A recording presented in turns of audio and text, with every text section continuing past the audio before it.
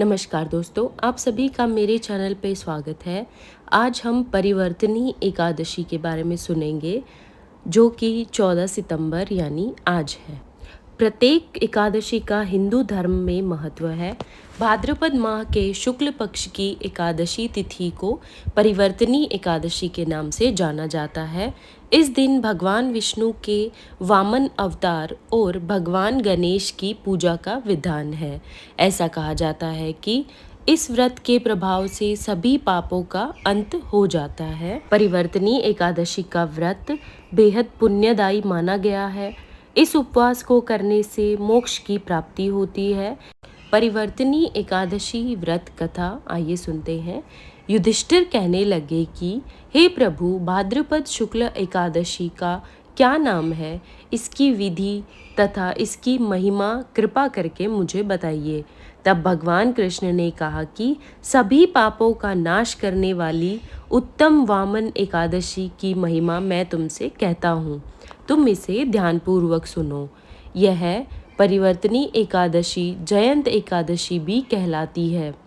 इसका यज्ञ करने से वाजपेय यज्ञ का फल मिलता है। पापियों के पाप नष्ट करने के लिए इससे बढ़कर कोई उपाय नहीं। जो मनुष्य इस एकादशी के दिन मेरी यानी वामन रूप की पूजा करता है, उससे तीनों लोग पूज्य होते हैं।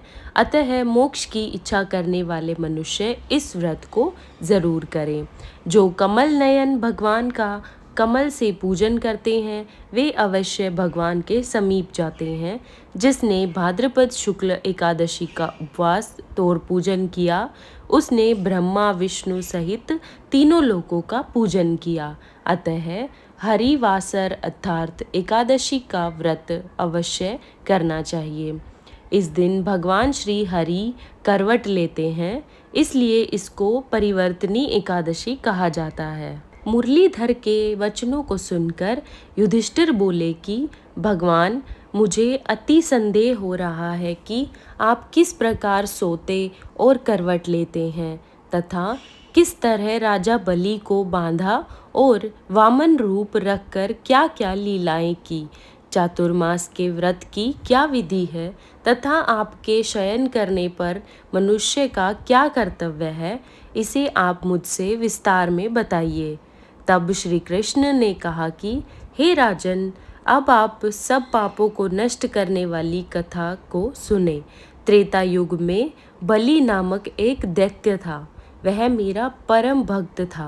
विविध प्रकार के वेद सूक्तों से मेरा पूजन करता था और नित्य ही ब्राह्मणों का पूजन तथा यज्ञ के आयोजन करता था। लेकिन इंद्र से द्वेष के कारण उसने इंद्रलोक तथा सभी देवताओं को जीत लिया। इस कारण सभी देवता एकत्र होकर सोच विचार कर भगवान के पास गए। बृहस्पति सहित इंद्रादिक देवता प्रभु के निकट जाकर और नतमस्तक होकर वेद मंत्रों द्वारा भगवान का पूजन और स्तुति करने लगे।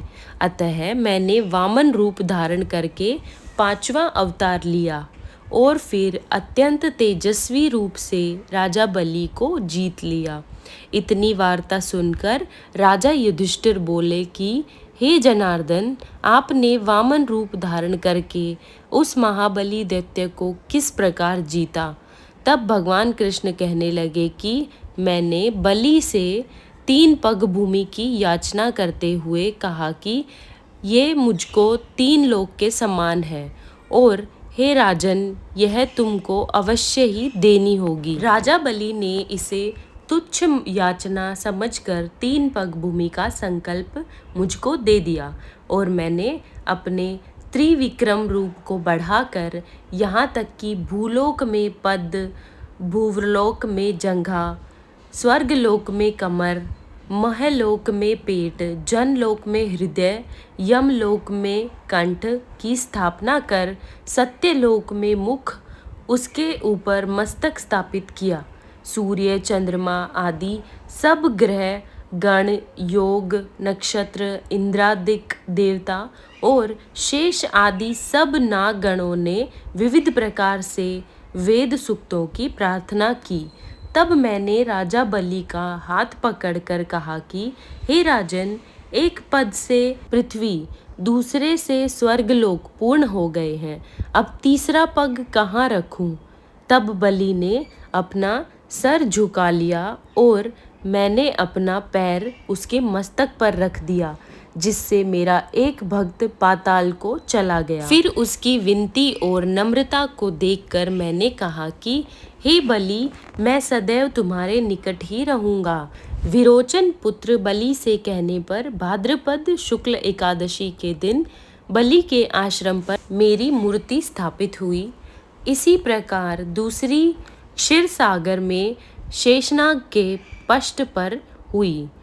हे राजन, इस एकादशी को भगवान शयन करते हुए करवट लेते हैं, इसलिए तीनों लोकों के स्वामी भगवान विष्णु का उस दिन पूजन करना चाहिए। इस दिन तांबा, चांदी, चावल और दही का दान करना उचित है। इसके साथ ही रात्रि को जागरण अवश्य करना चाहिए। जो विधि पूर्वक इस एकादशी का व्रत करते हैं, वे सब पापों से मुक्त होकर स्वर्ग में जाकर चंद्रमा के समान प्रकाशित होते हैं और यश पाते हैं। जो साधक इस कथा को पढ़ते या सुनते हैं, उनको 1000 अश्वमेघ यज्ञ का फल प्राप्त होता है और श्री हरि की कृपा सदैव बनी होती है। परिवर्तनी एकादशी के दिन कैसे करें पूजा? स्नान आदि कर मंदिर की सफाई करें, भगवान श्री हरि विष्णु का जलाभिषेक करें, प्रभु का पंचामृत सही गंगा जल से अभिषेक करें। अब प्रभु को पीला चंदन और पीले पुष्प अर्पित करें। मंदिर में घी का दीपक प्रज्वलित करें। संभव हो तो व्रत रखें और व्रत रखने का संकल्प करें। परिवर्तनी एकादशी की व्रत कथा का पाठ जरूर करें। ओम नमो भगवते वासुदेवाय नमः मंत्र का जाप करें। पूरी श्रद्धा के साथ भगवान श्री हरि, विष्णु और लक्ष्मी जी की आरती करें। प्रभु को तुलसी सहित भोग लगाएं।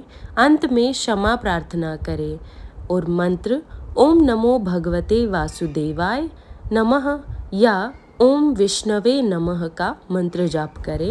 इस दिन भक्त को एकादशी के दिन उपवास के नियमों का कड़ाई से पालन करना चाहिए और अगले दिन सूर्योदय के बाद ही उपवास समापन करना चाहिए। एकादशी व्रत के दौरान सभी प्रकार के अनाज का सेवन वर्जित होता है। जो लोग किसी कारणवश एकादशी व्रत नहीं रखते हैं, उन्हें एकादशी के दिन भोजन में चावल का उपयोग नहीं करना चाहिए और झूठ से बचना चाहिए। जो व्यक्ति एकादशी के दिन विष्णु सहस्त्रम का पाठ करता है, उस पर भगवान विष्णु की विशेष कृपा होती है। हम उम्मीद करते हैं कि आपको हमारी आज की यह कथा पसंद आई होगी। ऐसी ही वीडियोस के लिए हमारे चैनल को ज़रूर सब्सक्राइब कीजिए। धन्यवाद। ओम नमो भगवते वासुदेवाय नमः।